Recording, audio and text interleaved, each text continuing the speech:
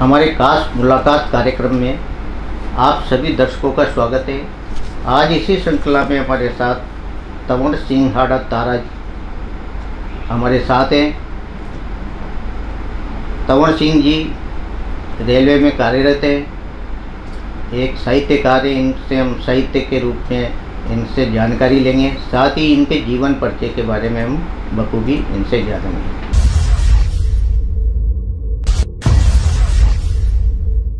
तंवर साहब, आपका हमारे स्टूडियो में बहुत बहुत स्वागत है। अरे साहब, ये तो आपकी जरा नवाजी है कि आप लोगों ने मौका दिया। बहुत बहुत शुक्रिया, धन्यवाद। एसटीएन का बहुत बहुत धन्यवाद। तंवर सिंह जी हाड़ा तारा जी, हम आपसे जानना चाहेंगे आपकी शिक्षा कहाँ से हुई और आप कब से रेलवे विभाग में और साहित्य की तरफ आपका झुकाव कब से हुआ? सर, वैसे तो मेरा बचपन कोटा में ही बीता है और मेरी शिक्षा भी यहीं संपूर्ण हुई है। मैंने मल्टीपर्पज़ से साइंस मैथमेटिक्स से मैंने 11वीं करी थी, क्योंकि हमारे टाइम में 11वीं लेवल पे चला, 9वीं में सब्जेक्ट हो जाया करते थे। फिर मैंने कॉलेज, गवर्नमेंट कॉलेज जो है वहाँ पे मैंने ग्रेजुएशन किया और पॉलिटिकल साइंस में मैंने स्नातक किया और मेरा एजुकेशन का तो ये रहा। फिर लगभग 90 में मैं कंपटीशन देते हुए कई प्रयासों के बाद रेलवे में मेरा जॉब लग गया और मैं रेलवे में चला गया। तो सन 1990 से मैं रेलवे में कार्यरत हूँ और अभी मैं मुख्य कार्यालय अधीक्षक की पोस्ट पर हूँ सेंट्रल टीआरडी डिपो में। वैसे हमारा मंडल रेल प्रबंधक कोटा जो हैं वो हमारे उन्हीं के अधीन हम कार्यरत रहते हैं, तो कार्मिक विभाग से हैं। तंवर साहब, आप अपने साहित्य क्षेत्र के बारे में बताएं। आपने ये साहित्य लेखन कब से शुरू किया? सर, जैसा कि मैं जब कॉलेज में गया तो मैंने साइंस से फिर आर्ट साइड में मूव कर लिया था सर। और एक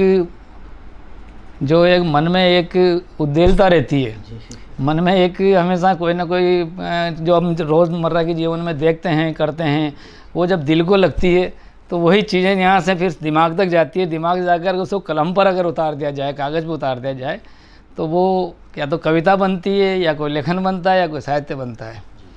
और ये बचपन से लगभग ये चीज़ें थी, पर समयाभाव या आप यहाँ बोलें कि जीवन की आपाधापी में कई बार अपने शौकिया तौर पे ये सब चीज़ें करते रहे और चलता रहा।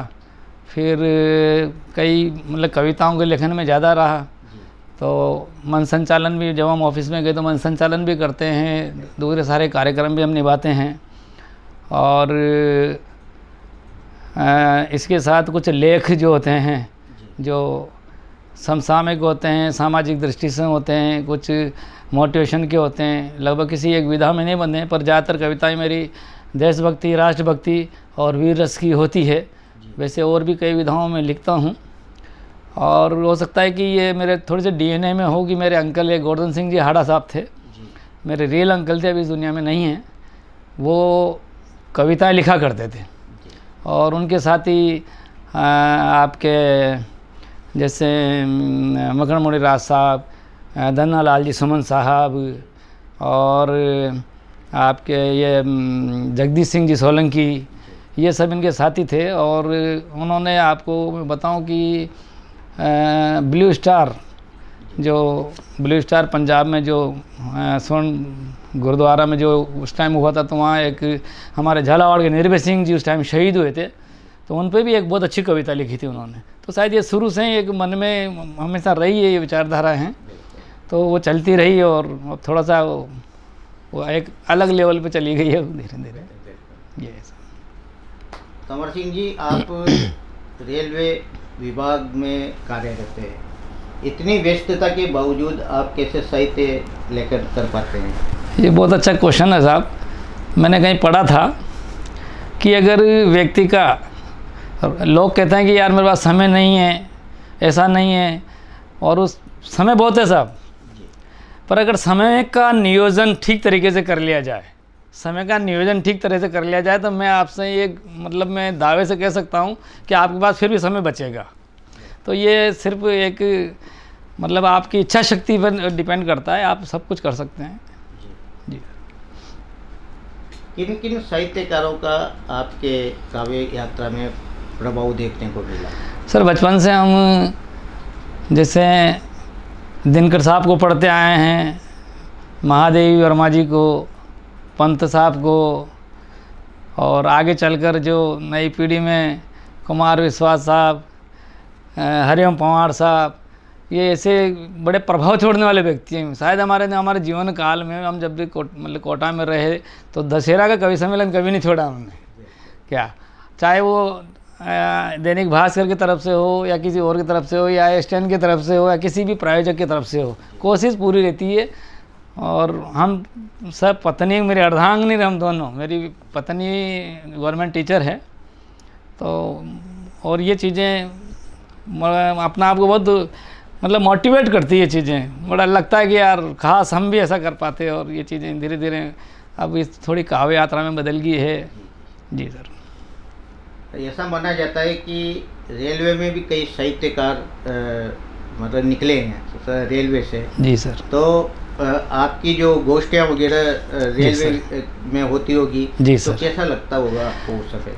सर मेरे यहाँ अक्सर अब ये जो अमृत महोत्सव चल रहा था और इसके पहले भी लगातार हमारे यहाँ हिंदी विभाग जो है वो इस तरह की गोष्ठियाँ करवाता रहता है। काव्य गोष्ठियाँ, लेखन प्रतियोगिताएँ, निबंध प्रतियोगिताएँ, ज़्यादातर मैं काव्य गोष्ठियों में भाग लेता हूँ और मेरे को कम से कम 10-12 बार पुरस्कृत कर दिया है। मेरे पास हमारे रेलवे डीआरएम ऑफिस से एक चंबल वाणी करके एक पत्रिका छपती है, हर साल मेरी 1-2 उसमें कविताएं मेरी छपती है, बल्कि आगे हो के वो खुद मैं भूल भी जाऊँ तो मांग लेते हैं। और वो कुछ मेरे पास बताऊँगा आपको, मैं मेरे पास अभी रखी हुई भी है, आप चाहोगे तो मैं तो वहाँ के वो यथासंभव जो भी होती है अच्छी लगती है उनको तो वो छापते हैं और पुरस्कृत भी करते हैं, प्रमाण पत्र भी देते हैं। बाकी अपना लक्ष्य से कोई वो ऐसा नहीं है कि कोई कमर्शियल हिसाब से हो या पुरस्कृत के हिसाब से हो, बस ये अपनी बात को कहीं रखी जा रही है, इसकी एक बस संतुष्टि होती है। सर आपने काव्य यात्रा शुरू की, कोई आपकी रचना हो हमारे दर्शकों को सुनाए।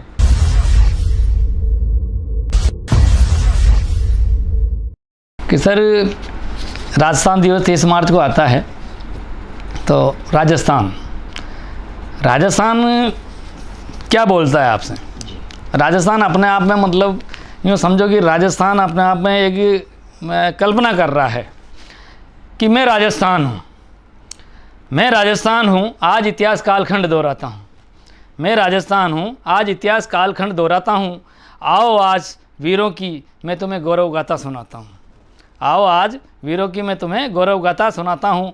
पृथ्वीराज चौहान के शब्दभेदी बाणों का आज मैं राज बताता हूँ। दुर्गादास हमीरहट राणा सांगा के घावों का भी मैं तुम्हें पाठ पढ़ाता हूँ। रानी पद्मिनी, हाड़ी रानी और चंदन का बलिदान याद दिलाता हूँ। मैं पुजारी हूँ राणा प्रताप, गोरा बादल, वीर पुंजा और शक्ति का। मैं पुजारी हूँ राणा प्रताप, वीर पुंजा, गोरा बादल और वीर शक्ति का। फिर भी चेतक और हकीम खां सूरी को मैं बार बार शीश नवाता हूँ। चेतक एक जानवर था और हकीम खां सूरी जो आपने देखा है कि एक बार महाराणा प्रताप से हल्दीघाटी युद्ध के लिए जब गए थे तो उन्होंने मना कर दिया था उसने, हकीम खां सूरी ने, वो उसने पेड़ा पड़ा हुआ है, डाला हुआ था।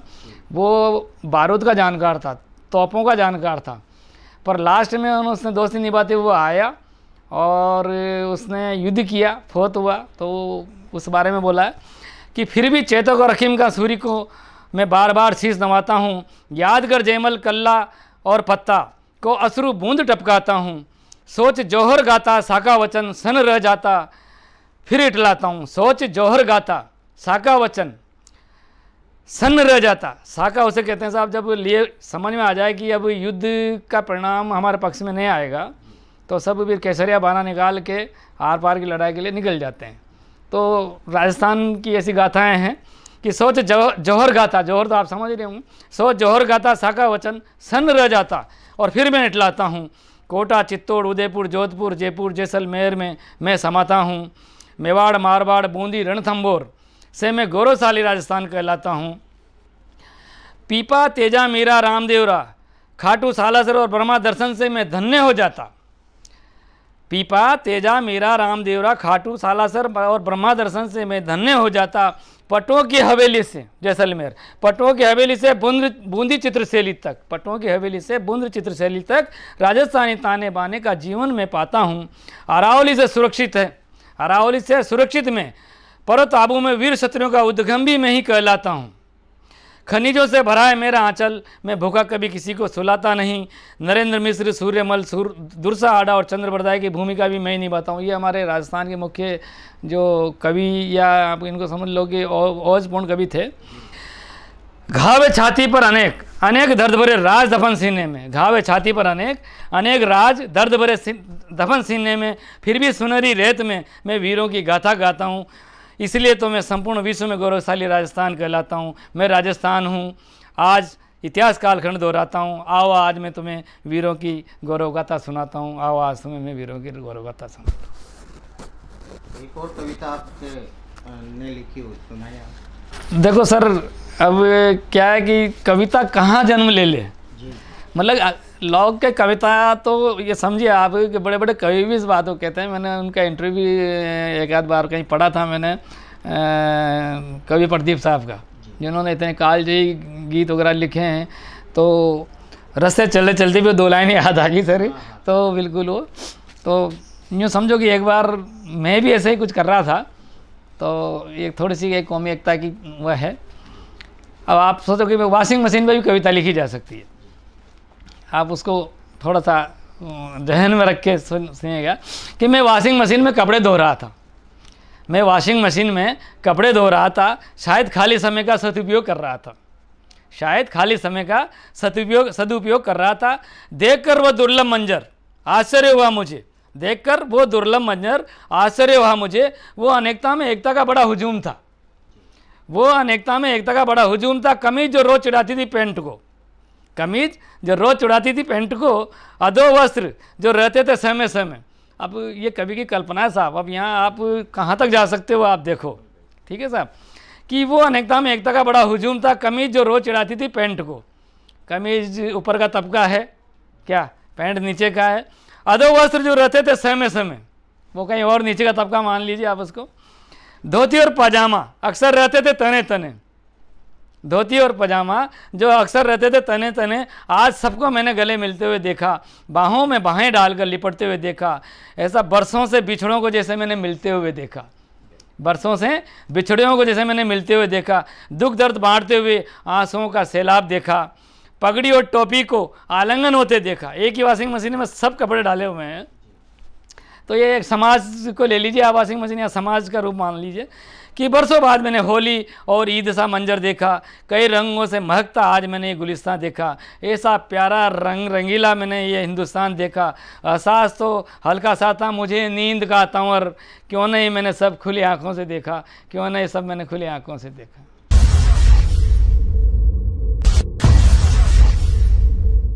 तंवर सिंह जी, आपने जब ये साहित्य लिखा तो आपने पांडुलिपि इसकी तैयार कर रखी है, आपने कोई पुस्तक शाही प्रकाशन में रखी? अभी सर तो मैं प्रक्रिया में हूँ, थोड़ा अभी इनका संकलन मैं कर लूँ, अलग अलग विधाओं में मैं लिखता हूँ।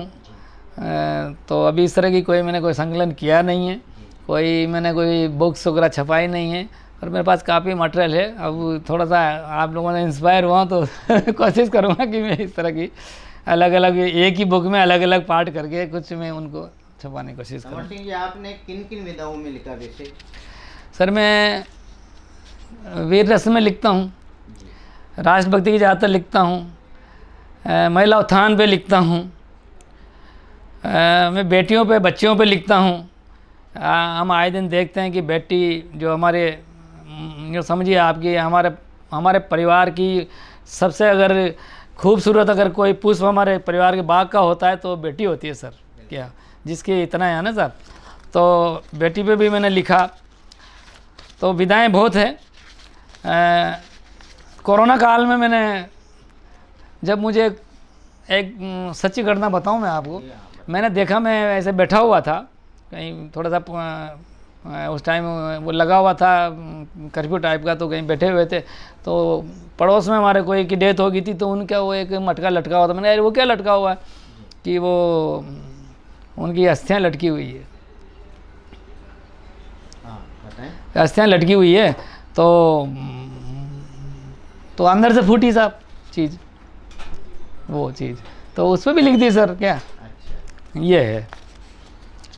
तंवर सिंह जी, जी सर, आप रेलवे में कार्यरत हैं और इतने व्यस्त आपका समय होता है, क्या ये साहित्य लेखन आपका अनवरत जारी रहेगा, क्या मानते हैं आप? सर ये अनवरत जारी रहेगा, जारी है, और मैं समझता हूँ कि ये तो अब जो पहले शौक में था वो अब आदत में बदल गया, और आदत के बाद फिर ये अब आप समझ समाज हित में बदल गया है सर ये। तो आप कहो तो मैं थोड़ा सा ऐसी भी लिखता हूँ, तो मैं आपको 4 लाइन ये भी सुना देता हूँ कि एक बार पढ़ा साहब कि कोलकाता में बंगाल साइड में सुभाष चंद्र बोस की प्रतिमा पे कालिक पोत दी गई। कभी होता है कि जेएनयू में भगत सिंह को आतंकवादी कह दिया जाता है, वीर सावरकर साहब को वहाँ की उनकी मूर्ति का खंडन कर दिया गया, तब एक उद्गार पैदा होते हैं, अंदर से एक दर्द पैदा होता है सर। तब लिखना पड़ा है कि जो पोते कालिक हिंद राष्ट्र धरोहरों पर, जो पोते कालिक हिंद राष्ट्र धरोहरों पर, उस दुस्साहसी का मर्दन होना ही चाहिए। खुली बहस की इजाज़त नहीं यहाँ देशद्रोहियों को, खुली बहस की इजाज़त नहीं यहाँ देशद्रोहियों को, बस बीच चौराहे पर फंदों में इनकी गर्दन होना चाहिए। सर राष्ट्रवादी है उसके लिए कोई दिक्कत नहीं, अगर राष्ट्र से गद्दारी करता है तो ये शब्द हैं सर। अतीत की बात हो गई है, अब अहिंसा की बातें, अतीत की बात हो गई है, अब अहिंसा की बातें हैं। अब ईंट का जवाब सिर्फ पत्थर ही होना चाहिए। यदि अब भी कोई डायर की भाषा बोले, यदि अब भी कोई डायर की भाषा बोले, तो हर हिंदुस्तानी को उद्यम सिंह होना चाहिए। जो भी हो बाधा अब राष्ट्र सर्जन में, उसका पवित्र हाथों से विसर्जन होना ही चाहिए। ऐलान कर दो अब बस्ती बस्ती गांव गांव, हर घर तिरंगा और वंदे मातरम जय घोष होना चाहिए। हर घर घर तिरंगा और वंदे मातरम जय घोष होना चाहिए। सर अब हिंदुस्तान है, हिंदुस्तान तो सभी का है सर। क्या तंवर सिंह जी, जी सर, आपने जो आपकी जो काव्य रचनाएं लिखी, जी इसमें आपने समाज को क्या संदेश दिया? सर मेन तो समाज का ये है कि मैं कई बार समाज को मतलब थोड़ा मोटिवेशनल रूप में बात करता हूँ सर। मैं ये नहीं कि आज आपको कोई अंग्रेजों की तरह युद्ध लड़ने की ज़रूरत नहीं है सर। आपको भगत सिंह साहब 23 साल में फांसी के फंदे पे लटक गए, और उस साल में पता नहीं कितना साहित्य का उन्होंने गहन अध्ययन भी कर लिया, कुछ साहित्य उन्होंने लिखा भी सही। हमारे यहाँ 23 साल के बच्चे को ये तो सब ढंग से नहाना धोना, अपने कपड़े धोना भी नहीं आता है आज की तारीख में। तो यह है कि आप जो भी करें समाज के लिए, राष्ट्र के लिए, अपने भारत माता के लिए, या जो आप कर सकते हैं, आप जिस रूप में भी जहाँ भी हैं, जिस भी परिवेश में आप हैं, चाहे काम कहीं भी आप अपना काम करते हुए आपको कहीं पे कोई लड़ने की ज़रूरत नहीं है, कहीं किसी से वो करने की ज़रूरत नहीं है। आप अपने तरीके से अपना मतलब राष्ट्रभक्ति और राष्ट्र प्रेम का जो भी है वो कर सकते हो। सामाजिक उत्थान के लिए आप काम कर सकते हो। तो तरीके कई हैं साहब, सबके अलग अलग हैं। तो आपको तो मैं इस पे 2 लाइनें बिल्कुल सुनाइए सर। रामधारी दिनकर साहब की एक कविता थी आग की भीख, तो उन्होंने 2 लाइनें उसमें मैंने पढ़ी तो बहुत मतलब दिल को छुई कि प्यारे स्वदेश के हित अंगार मांगता हूँ, चढ़ती जवानी का श्रृंगार मांगता हूँ।